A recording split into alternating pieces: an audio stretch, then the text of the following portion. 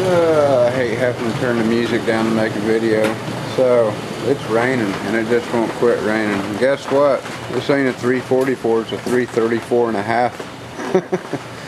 I got to punching in the numbers. Somebody commented and wanted to know how I came up with that number, and I was like, well, it's easy, you know, and I'm wrong.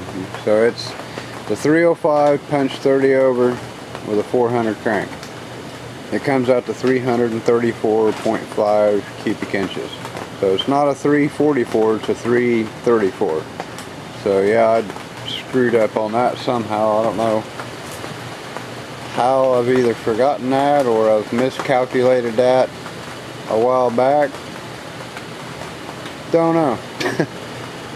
But it's, yeah, that's a 334 and a half if you want to be technical about it. But yeah, it's pretty much just a 305 30 over with a 400 crank, and it's a healthy little truck motor.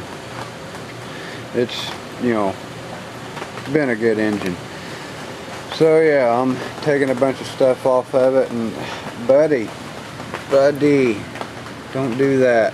Please don't do that. That runs all the way in through a grommet where there's no, well, through a hole where there's no grommet, and then like to the heater or something. Always put a fuse, right, like this right here. Right there. Don't do that. Don't do that. If you have a short down there where it's going without a grommet through the firewall, that wire is going to turn red hot all the way to the battery and screw up everything else in between. Don't ask me how I know that. I was a kid once that didn't use fuses and didn't learn the hard way, but yeah, I learned the hard way. You always put a fuse, and I mean put it as close to the battery as you can, or this whole wire is going to melt one day and burn your truck down. Fusible links are okay, but preferably on fusible links, I like to kind of zip tie these up a little bit and keep them all kind of, you know, like put a loop in it, zip tie it, keep them all kind of tight and contained. And I'm going to have to tidy up the wiring on this, because to be honest, I don't know what the hell's going on with all this wiring. It's really bad everywhere. So, and it's still got the stock computer hooked up, and it's still got like analog brakes that's unhooked, and like, you know, like the other day, it just wouldn't start. It wouldn't do nothing. You hit the key, lights turn on, things happen inside, no clicky, no nothing. It just wouldn't start.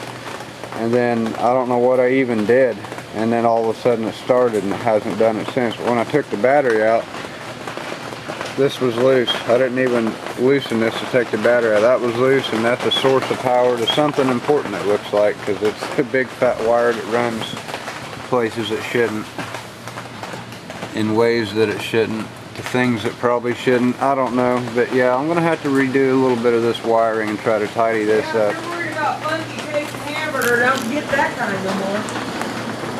That's cheap shit. Why? Because it's all grease and it smells funny right off the bat. Great. So I don't buy cheap hamburger, I guess. Something about Save-A-Lot hamburger just ain't very good. I usually get it at Baszler's, but I got it at Save-A-Lot today, and it's kind of gross. It was gross yesterday, and I couldn't hardly eat it too, so I don't know why I made that mistake twice, you know, like 2 days in a row or whatever.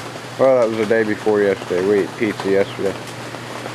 But anyway, back to this video. So yeah, that's a 334, not a 344. I screwed up on calculating that somehow. Yeah, shit happens. I don't know how I did that.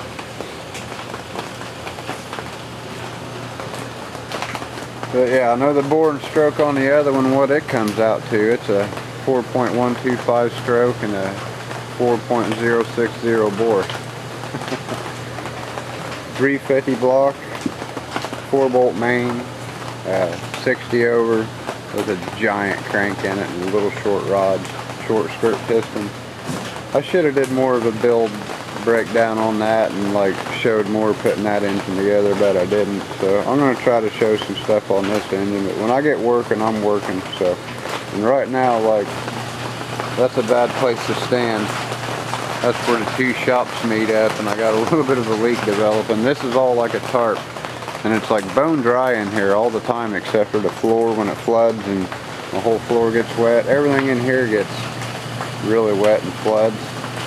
And it drips right here. Like I said, that's the roof of the old shop right there. I should have probably put in a gutter or something, or did that a little better, but I was in a hurry, and hey, it works. So at least I built walls on the inside of it to, you know, and build a door on it and stuff to where it's not just all tarps and stuff. So it's a work in progress. You know, this summer when I got time to work on it, I plan on maybe putting some boards across the top and trying to make like a loft up there for storage or something. I don't know. I've got a lot of stuff in mind. I want to put a real roof on it, like a metal roof. I'd like to, or not, you know.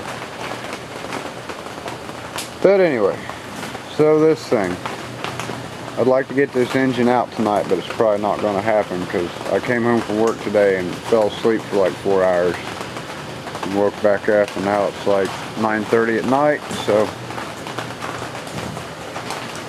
need to get woke up a little bit more and probably like do stuff. So I'll see you in the next video. I'll keep you all posted.